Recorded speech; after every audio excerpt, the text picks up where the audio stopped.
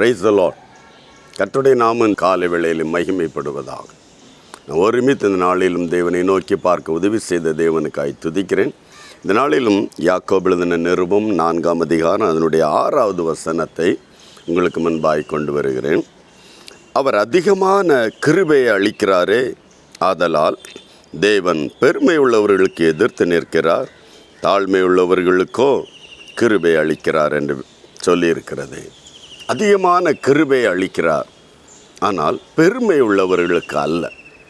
வாழ்க்கையில் தேவனுடைய கிருபை நமக்கு வர வேண்டுமானால் நாம் பெருமையோடு அல்ல, அந்த ஒரு எண்ணம் தேவனுடைய கிருபை நம்மை விட்டு இழக்க பண்ணுகிறதே. உள்ளத்தில் உள்ள சிந்தை தான் அந்த பெருமையான எண்ணத்தை தவிர்த்துவிட்டு தேவ கிருபையை பெற்றுக்கொள்ள பரலோகம் இன்றைக்கு உனக்கு ஒரு ஆலோசனை சொல்லுகிறது. எந்த இடத்துலையாவது குடும்ப பெருமை, படிப்பின் பெருமை, பணத்தின் பெருமை, அழகின் பெருமை, ஏதாவது உன்னுடைய வாழ்வில் ஆமேன் அதை சுதந்திரித்து கொண்டிருக்குமானால் இன்றைக்கு அதை அறிக்கையிடுவோம். தேவ சந்நிதியில் கிருபையை பெற்றுக்கொள்வோம். அவர் கிருபை அளிக்கிறாரே என்று வேதம் சொல்லுகிறது. தாழ்மை உள்ளவர்களுக்கு ஜெபிக்கலாமா? ஒருமித்து கண்களை முடி ஜெபிக்கலாம். நல்ல தகப்பனே, வானத்துக்கும் பூமிக்கும் தெய்வமே, இந்த நல்ல காலைக்காக நன்றி செலுத்துகிறோம்.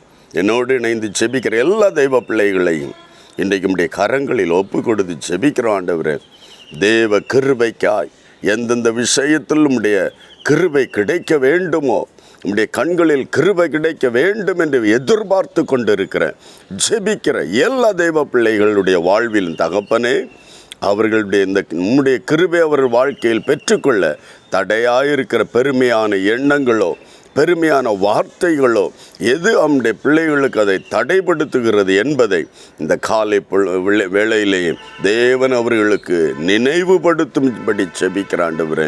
சத்ரு அதை தடைப்படுத்தியிருக்கலாம், மறைத்து வைத்திருக்கலாம்.